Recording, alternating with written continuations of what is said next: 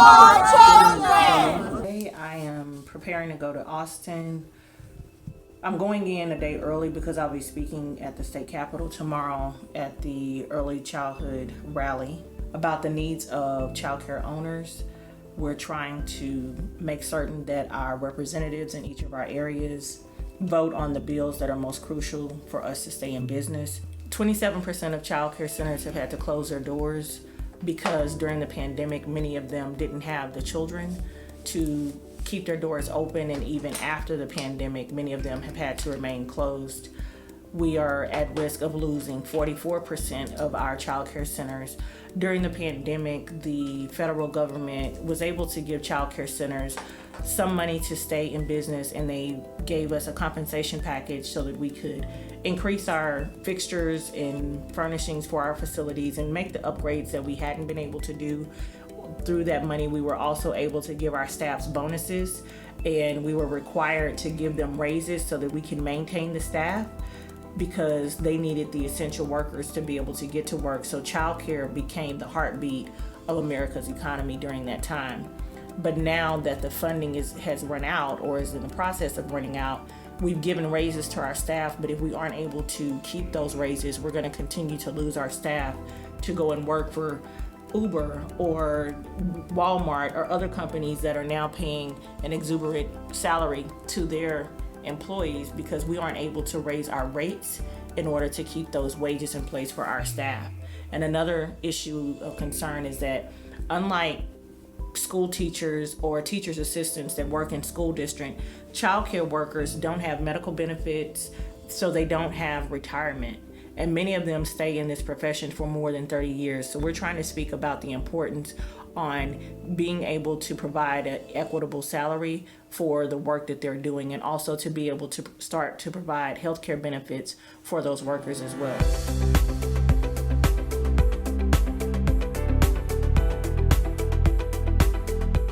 So I own and operate Little STEM Academy, which is a pre-K STEM program, and we accept up children all the way through kinder. And 87% of our students, when they leave us at the Little STEM Academy, test into first grade, and many of them are performing 2 grade levels above their peers. I believe that today's preschooler really is tomorrow's workforce. So we have to do more to expose our kids to STEM at an early age. And one of the ways we can do that is with STEM with Stanley, my program that I developed, which is an ed tech program where students can participate with us once a week and actually do hands-on experiments led by our STEM instructors, and of course me and Stanley, our bearded dragon.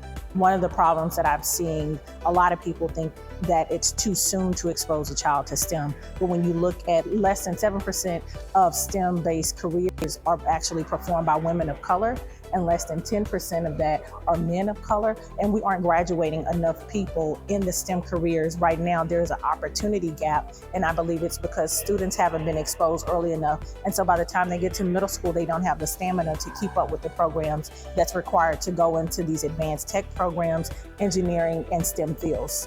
I think that the state of Texas needs to improve exposing kids to STEM at an early age. We aren't doing enough to expose students at an early age. We aren't requiring enough of our school districts, nor of our early childhood providers. And early childhood is really the beginning stages because those students are with us before they actually go to traditional kindergarten programs. It could be as simple as making certain that there are life science components, actually looking at more in engineering types of things besides just basic Legos, actually doing partnerships with universities and schools like I have done to get medical students actually working alongside our children. I'm motivated to help these communities because having worked in the field of education for more than 26 years, I've seen what those opportunity deficits do. I worked as a speech therapist and I've also taught on multiple grade levels, and I found that a lot of students were referred for special education services, specifically for receptive and expressive language delay. Schools in rural areas and also in certain areas of specific neighborhoods where children of color are heavily populated,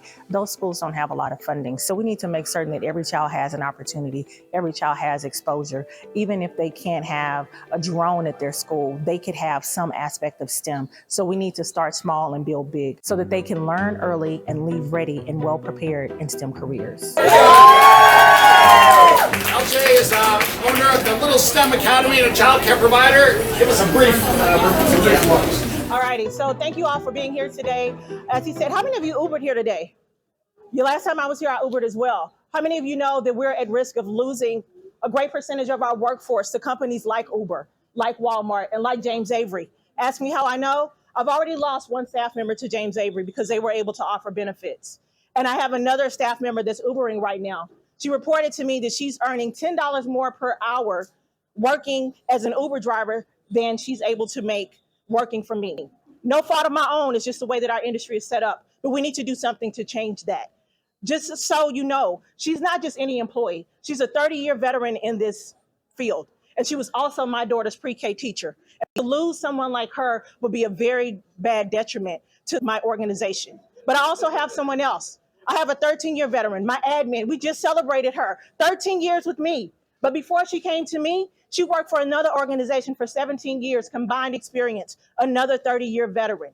But when she got ready to apply for a house, she's not even making enough to be able to afford to be a homeowner in our state. And yet she's giving all of these years. We have to do something to make sure that there's equal pay for the level of work that we're doing for our teachers.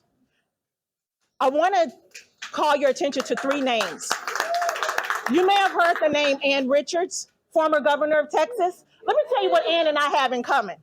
When I was in graduate school at Texas Southern University, I participated in an international debate competition, and I won that competition in Munich, Germany. And the then Governor Ann Richards sent me a letter of congratulations, not just to me, but to my entire team of 17 members. And in that letter, she says, I hope that you take what you learned to make Texas a better place. And at that time, at 19 years old, I didn't understand what that means. But when I look out at you today, I know that I'm doing what I need to do to make Texas a better place. And I hope that I can share something with you today to make Texas a better place.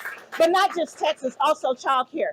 You've heard the name Barbara Jordan. She was a graduate of my alma mater, Texas Southern University, my favorite HBCU. She was also a member of that award-winning debate team that I just spoke about, and she was also the first African-American senator here. Have you heard the name L.J. Henderson? You heard him when he introduced me. I'm the owner of Little STEM Academy in the Pearland area. I am one of the only preschool providers in my area. Not only am I focused on providing high quality, but also I'm integrating technology to make certain that my 3, 4, and 5-year-olds are excelling in STEM, science, technology, engineering, mathematics. I also have a 24-hour child care center. Now, I've been able to support moms from just being a CNA to become a nurse practitioner. I've been able to help single dads go to the chemical plant and work in my particular community. Last time I looked at my ProCare records, I have serviced over 1,700 families since 2010. I said families. So that means that I've serviced over 3,000 children, if y'all know anything about ProCare, right? Yeah. So when we go in there today, y'all, I'm a former speech therapist, and we're going to do something. Y'all saw it on the NFL. We're going to go in with our manners, and we're going to tell them thank you. Thank you for what you've done. Thank you for your contributions. Thank you. But we're also going to tell them that we need more. We need more votes on the bills that matter to us. We need more votes on the bill that matters to me. We need more votes for our children, for our providers, and for our state. So I hope that you've learned something today, and I hope that I've inspired you to make Texas a better place. I'm L.J. Henderson.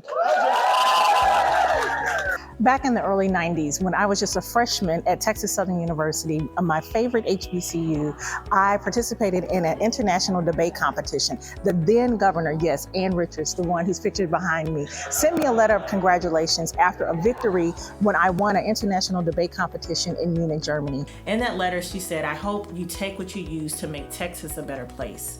And at the time, I was like, I don't know how I'm gonna make Texas a better place. I'm just a girl from Monroe, Louisiana. I'm here in Houston trying to figure this thing called life out. I was still a freshman in college, not sure what I wanted to do or what I was going to do, but to be able to have this opportunity to be where Ann Richards was, to walk the walls that Barbara Jordan has walked, and to now stand on a stage where each of those women have stood, and to be able to do something to make Texas a better place. I now know my purpose. I'm driven by my passion, and I hope I've said something today to inspire you to also make Texas a better place.